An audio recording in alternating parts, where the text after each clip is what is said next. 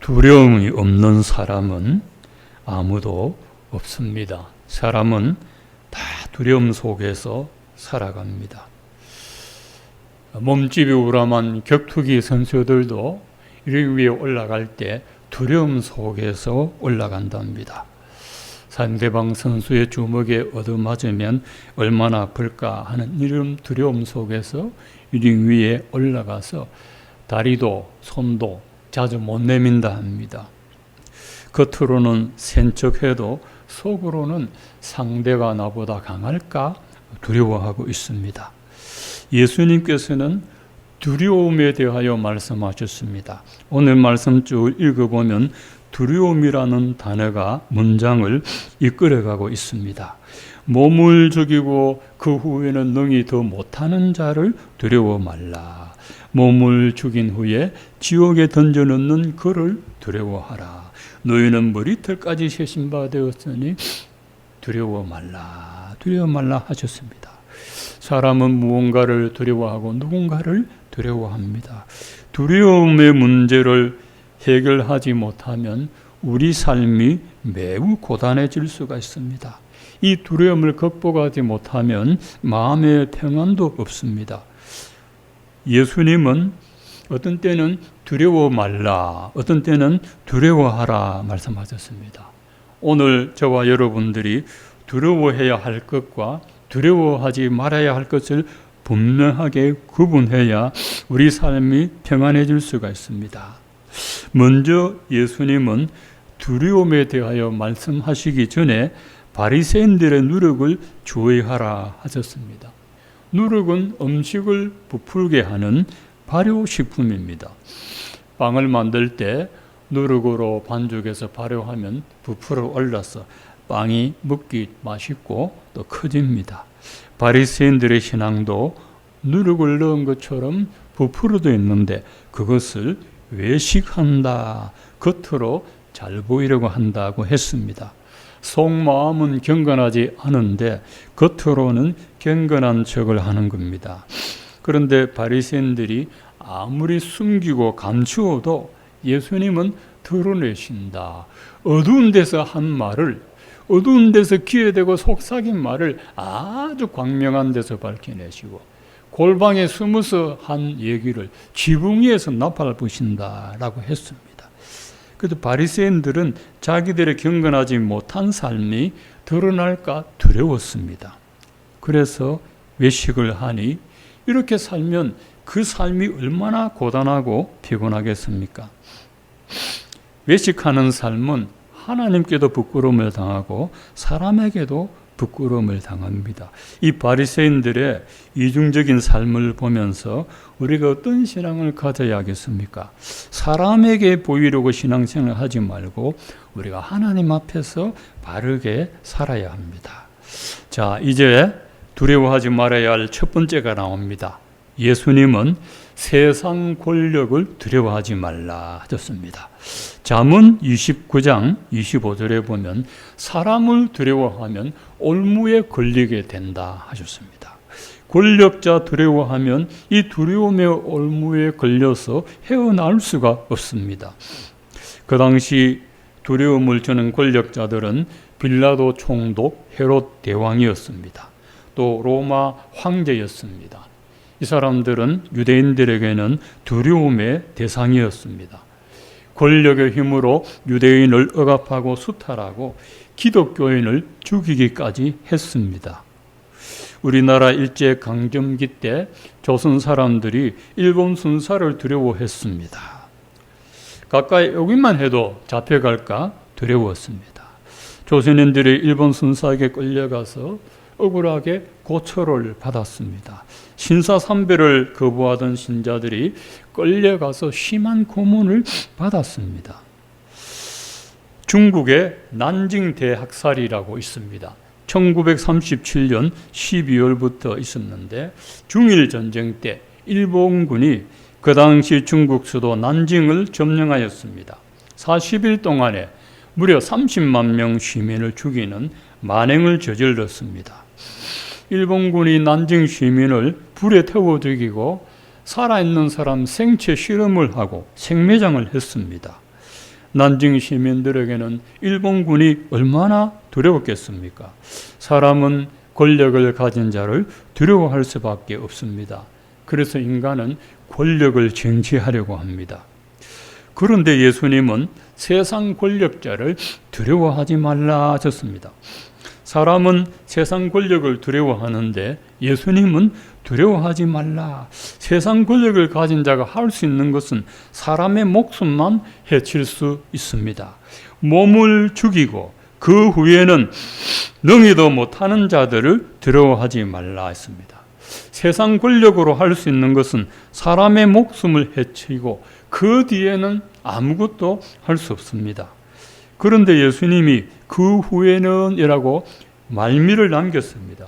사람의 목숨이 끊어진다고 모든 상황이 종료되지 않습니다. 아인슈타인 이후에 천재학자로 불리는 영국이 낳은 천재 물리학자 스티븐 호킹 박사, 21살 때 루게릭 병을 앓고 평생 휠체어 신세를 졌습니다. 이 호킹 박사는 무신론자입니다. 호킹 박사가 사후세계에 대하여 논했습니다. 사후세계가 있다는 말은 죽음을 두려워하는 자들을 위한 동화일 뿐이다. 동화다. 아이들에게 들려주는 이야기일 뿐이다. 라고 했습니다. 성경에 보면 사람이 한 번 죽는 것은 하나님이 정하셨고 죽음으로 모든 것이 끝나는 것이 아니라 그 후에 심판이 있습니다. 사람이 죽은 후에 심판을 받는 것은 사후세계가 반드시 있다는 말입니다. 사후세계가 없으면 심판자도 없고 사후세계가 있으면 심판자도 있습니다. 예수님은 사람이 두려워해야 할 한 분이 계신다고 말씀하셨습니다. 사람의 목숨을 죽인 후에 그 사람의 영혼을 지옥에 던져 넣으시는 하나님을 두려워하라고 하셨습니다. 하나님께서 사람의 목숨을 죽인 후에 사람의 영혼도 죽이신다 말씀하지 않고 지옥에 던져 넣는다 말씀하셨습니다. 가만히 보면 사람들이 지옥은 두려워하면서 사람을 지옥에 던져 넣는 하나님은 두려워하지를 않습니다. 그러나 예수님은 곧 죽인 후에 지옥에 던져 넣는 그를 두려워하라. 내가 참으로 너희에게 이르노니 그를 두려워하라. 하나님을 두려워하라고 두 번이나 반복하여 강조하셨습니다. 어떤 사람이 지옥을 두려워하겠습니까? 이번 신임 법무부 장관이 인터뷰할 때 검사를 두려워하는 자는 범죄자뿐이라 했습니다. 너무나 상식적인 말입니다. 경찰이 두렵고 검사가 두렵고 재판관이 두려운 사람은 범죄자밖에 없습니다. 죄가 없으면 두려워할 이유가 없습니다. 자동차 운전하다가 교통순교 왜 두려워합니까? 교통법 위반했기 때문에. 지금은 카메라를 많이 적했습니다만 옛날에 고속도로 가면요, 속도 위반 열심히 밟다가 잘 가다가 앞에 사람들이 차가 자꾸 서요. 보니까 도로 순찰 경찰관이 있으니까 아무 말 안 해도 거기서 속도가 딱 제 속도로 간다니까요. 벌금이 두려워가지고. 지옥을 두려워하는 자는 불신자뿐입니다. 하나님을 두려워하는 자는 지옥이 두렵지 않습니다. 하나님을 두려워하는 자는 하나님의 심판이 두려워서 예수님을 믿을 수밖에 없습니다. 그러나 하나님을 두려워하지 않는 자는 지옥을 두려워할 수밖에 없습니다. 예수 믿지 않는 사람들이 제일 듣기 싫어하는 말은 지옥이라는 단어입니다. 지옥. 불신자들이 지옥에 가는 것을 두려워하기 때문입니다. 우리 이로운 유치원 어린이가 집에서 엄마가 큐티를 하면서 복음을 배웠습니다. 얘가 집에서 배운 대로 유치원에 가서 선생님에게 그리고 친구들에게 복음을 전했습니다. 예수 안 믿으면 지옥 가요 하니까, 그러니까 애들이 모여가지고 협박을 하고 때리려고 했답니다. 불신자는 예수는 믿기 싫고 지옥은 더럽고 그러니까 지옥 얘기를 듣기 싫어합니다. 그 지옥 얘기만 안 하면 좋은데 그 얘기를 하니까 기분 나쁘다는 거죠. 불신자들이 예수 믿기 싫은 이유가 하나님이 왜 지옥을 만들었냐 하는 겁니다. 그 얘기는 지옥이 두렵다는 뜻입니다. 여러분, 세상 권력자 두려워 말고 사람의 영혼을 심판하는 하나님을 우리가 두려워해야 됩니다. 두 번째로 예수님은 우리가 하루하루 살아가는 삶에 대하여 두려워하지 말라 하셨습니다. 예를 들었습니다. 참새 5마리가 두 아사리온에 팔리는 것도 하나님이 보고 계신다는 것 여러분 아십니까? 시장에서 참새 5마리가 두 아사리온은 우리나라 시급으로 치면 30분 임금입니다. 한 5,000원 됩니다. 그것이 사고 팔리는 것을 하나님이 보고 있다는 겁니다. 하나님이 할 일 없어 그거 봅니까? 그게 아닙니다. 하나님은 참새가 팔리는 것까지도 아셔야 하는 이유는 참새의 운명을 일일이 보고 계시는 하나님이라면 우리가 살아가는 삶에 대하여는 얼마나 애착을 갖고 보고 계시겠습니까? 여러분은 참새들보다 훨씬 더 존경합니다. 하나님은 여러분의 머리카락 숫자까지도 다 헤아리고 있습니다. 사람의 머리카락이 8만 개에서 10만 개가 됩니다. 우리 몸에서 제일 헤아리기 어려운 것이 머리카락입니다. 다른 사람이 헤아리기도 어렵지만 여러분 자신 여러분 머리카락 헤아릴 수가 없습니다. 안 보이기 때문에.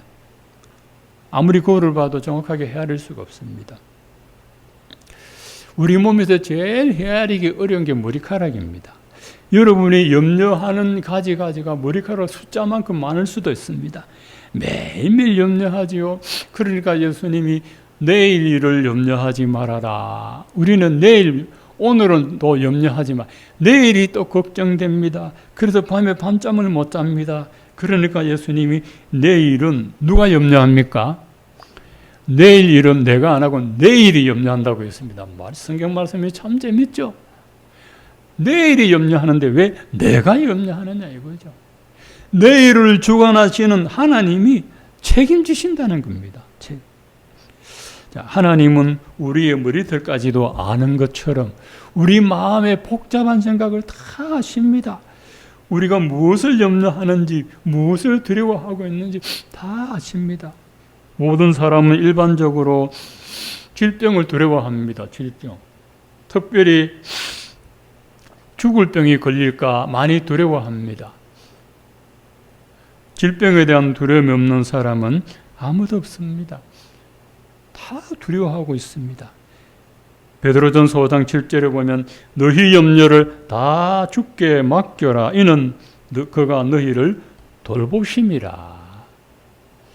사람이 사람의 근심을 맡으면 자기가 해결해주지 못하지만 하나님은 돌봐주신다. 건면해 주신다. 그래서 다 맡겨라 하는 것입니다. 살아계신 하나님께 여러분 염려를 다 맡겨버리십시오. 여러분 다 맡기십시오. 전능하신 하나님이 우리 삶을 돌보십니다. 우리는 무능하지만 하나님은 전능하십니다. 여러분 하루하루 살아가는 삶에 대해서 두려워하지 마시고 주님께 맡기시기를 축원합니다. 마지막 세 번째로 예수님은 우리가 예수를 시인하는 것을 두려워하지 말라 하셨습니다. 지금 이 말씀이 여러분에게 실감이 안 날 수가 있습니다. 그러나 예수님 때는 이게 굉장한 문제였습니다. 로마 황제에게 숭배하고 로마 법을 따르지 아니하면은 상당한 박해와 피해가 있기 때문에 예수는 그리스도라고 말하는 것이 굉장히 위험한 때였습니다. 여러분이 예수님을 믿는 것 때문에 물리적인 손해를 입을 때가 있습니다. 여러분 직장에서 나는 그리스도인임이라고 공개하기가 어려울 때가 있습니다. 또 여러분이 예수 믿는 것 때문에 정신적인 고통이 가해질 때가 있습니다. 그럴 때 여러분이 예수님을 시인하는 것을 두려워할 수 있습니다. 예수님을 시인한다는 것은 그분이 나의 주인이라는 것과 그분이 내 삶을 책임진다는 것, 그분이 내 인생의 주관자라고 말하는 것, 그걸 시인하는 것입니다. 그게 어려울 수가 있습니다. 옛날에는 물리적으로 왔으나 지금은 그렇게 오지 않습니다. 예수 믿는다고 따돌림 당할 수도 있습니다. 학교에서나 직장에서나 사회생활할 때 나는 그렇지 않습니다. 이 말하는 게 껄끄러울 때가 있습니다. 그때 내가 말을 못할 수가 있습니다. 성경에 보면 다니엘은 믿음을 지키는 대가로, 하나님을 시인하는 대가로, 하나님께 기도하는 대가로 사자밥이 되어야 했습니다. 두려웠습니다. 다니엘도 사람입니다. 두려움이 있습니다. 그런데 하나님의 영이 충만해서 그 두려움을 이기고 하나님을 두려워하는 마음을 주셨습니다. 사자밥이 되는 것 당연히 두려우나 하나님은 더 두렵다는 것을 알고 기도하는 것을 멈추지 않았습니다. 다니엘의 친구들은 하나님을 믿는 것 때문에 평소보다 7배나 더 뜨거운 불구덩이에 던져지게 되었습니다. 얼마나 두렵습니까? 그러나 그 두려움을 이기고 믿음을 지켰습니다. 요한계시록에 아시아의 7교회가 나옵니다. 그 중에 하나가 서머나 교회인데 그 교회 감독이 폴리갑의 화형에 처하게 됐습니다. 얼마나 두려웠겠습니까? 화형 집행관이 폴리갑에게 마지막 기회를 줍니다. 당신이 지금이라도 예수를 부인한다면 살려주겠소 했습니다. 얼마나 달콤한 유혹입니까? 예수 부인만 하면 생명이 보장됩니다. 그때 폴리갑은 예수님은 나를 86년 동안 지켜주셨는데 내가 예수님을 어떻게 부인할 수 있겠소? 차라리 화형을 당하고 말겠소. 나를 불러 태우시오 하고 장렬하게 화형을 당했습니다. 또 버가모 교회에 충성된 주의 정인 안디바도 순교당했습니다. 계시록 2장 13절에 나의 충성된 정인 안디바가 너희 가운데 그 사탄이 사는 곳에서 죽임을 당할 때에도 나를 믿는 믿음을 저버리지 아니하였도다. 버가모 교회 안디바는 성도입니다. 사탄의 권자가 있는 곳입니다. 악의 역사가 많은 곳입니다. 예수를 박해하는 것이 심할 때입니다. 죽임을 당할 때에도 예수 믿는 믿음을 시인하고 부인하지 않았다고 했습니다. 주님이 알고 계셨습니다. 여러분의 예수 믿는다는 것을 당당하게 시인하지 못할 상황이 찾아왔을 때 여러분 하나님 앞에 서게 될 그날을 여러분 생각하십시오. 주님 말씀하셨죠. 사람 앞에서 나를 시인하면 나도 하나님의 사자들 앞에서 그를 시인할 것이고 너희가 사람 앞에서 나를 부인하면 나도 하나님의 사자들 앞에서 너희를 부인하리라. 얼마나 두려운 말씀입니까? 우리가 평생 신앙생활하고 주님의 나라에 갔는데 하나님의 사자들이 당신은 예수를 시인하지 않았어 이러면 우리가 어떻게 부인하겠습니까? 이 세상에서는요, 증거가 없으면 몰랐다, 기억 안 난다, 그러면 더 이상 못 밝혀내요. 주님 나라에서는 몰랐다 해도 안 되고 기억 안 난다 해도 안 돼요. 왜 그런 줄 아세요? 주님 나라에는 증거가 있어요. 우리가 예수의 이름으로 회개한 죄는 없어지는데 회개하지 않고 감춰놓은 죄는 기록으로 증거가 딱 있고 몇 날 몇 시 몇을 그게 영상으로 딱 보여주십니다. 하나님이 초정밀 현상을 해서 다 보여주십니다. 하나님 보여주십니다. 거기서 기억 안 납니다. 안 통합니다. 못 들었습니다. 안 통합니다. 그래서 여러분 예수님을 시인한다는 것이 그렇게 간단한 문제가 아닙니다. 지금도 어찌 보면 사소한 일이지만 예수님 시인하기가 상당히 껄끄러울 때가 있습니다. 예를 들어서 승진의 기회가 왔는데 나를 승진시킬 상사가 독실한 불교 신자였을 때 나는 기독교인입니다고 말하기는 얼마나 그게 난관입니까? 남자들이 평생 승진하려면 얼마나 힘듭니까? 내가 예수 믿는 거 말하지 말고 그렇게 타협해서 내가 승진할까? 그럴 수 있습니다. 그때 장차 우리가 하나님 앞에 서게 될 날을 우리가 생각을 해야 된다는 거죠. 우리가 하나님 앞에 누려왔던 삶이 부정당하지 않아요. 부정. 성령님께서는 우리가 예수 믿는 것을, 예수 시인하는 것을 두려워하지 않도록 곁에서 지켜주십니다. 성령께서 그때 말할 지혜와 담력을 주신다 하셨습니다. 오늘은 두려움에 대한 말씀을 들었습니다. 예수께서는 물리적인 힘을 가진 세상 권력을 두려워하지 말라 하셨습니다. 그들이 할 수 있는 것은 죽이는 것밖에 더 하겠느냐? 우리가 죽게밖에 더 하겠느냐? 그렇죠. 믿음을 죽이지는 못합니다. 다니엘을 죽여도 그 믿음은 죽이지 못합니다. 아벨이 믿음을 지키다 죽였지만은 그 믿음으로서 우리에게 말하느니라. 그 믿음은 살아 있습니다. 그래서 세상 권력 두려워하지 말고, 그리고 내일 일을 두려워하지 말라죠. 아무 때나 살아나는 얘기가 아니고 염려하지 말고 주님께 맡기고 믿음으로 살아라라고 했습니다. 대한민국이 지금 10수년째 세계 1위를 놓치지 않는 것이 있습니다. 여러분 잘 아시죠? 자살률입니다. 하루에 40명의 사람들이 자살을 합니다. 내일이 염려가 되고 앞일이 염려가 되고 앞일이 망망해서 자살을 합니다. 그분들 속에 예수 그리스도가 계셨더라면 절대로 그러지 않았을 텐데, 우리 하나님은 머리들까지도 다 아시는데 하나님 앞에 나와서 간구하고 기도하면 하나님이 들으시고 은혜 주실 텐데, 우리 하나님은 고아와 가부의 아버지십니다. 부모 없는 고아를 돌보시는 하나님, 남편 없는 가부를 돌보시는 그 하나님이 우리의 어려움을 돌보시는데, 예수를 모르다 보니까, 기도할 대상을 찾지 못하니까, 전능한 하나님을 모르니까 그 하나님을 붙들지 않고 스스로 목숨 끊는 이런 일들이 내일이 두렵기 때문입니다. 살아갈 힘이 막막하기 때문에 그렇습니다. 노인들이 고독사를 하고 요즘은 다 이렇게 스스로 살기 힘들어서 이렇게 인생을 포기하는데, 우리 주님께서는 내일 일을 염려하지 말라 하셨습니다. 주님이 다 우리를 돌보시고 책임져 주십니다. 그리고 여러분, 언제 어디서 누구 앞에서지 나는 그리스도인입니다, 이 말하는 것 두려워하지 마십시오. 혹시라도 불이익이 오면 감사하십시오. 내 이름으로 너희를 욕하고 박해하고 할 때 기뻐하고 즐거워라. 하늘의 상이 큼이라 하셨습니다. 하늘의 상이 큼이라 하죠. 오직 하나님 한 분만 여러분 두려워하시고 하나님의 뜻을 어기지 않도록 두려워하시면서 여러분 살아가셔야 됩니다. 그래서 저와 여러분 모두가 하나님의 인도와 보호하심을 받게 되시기를 축원드립니다.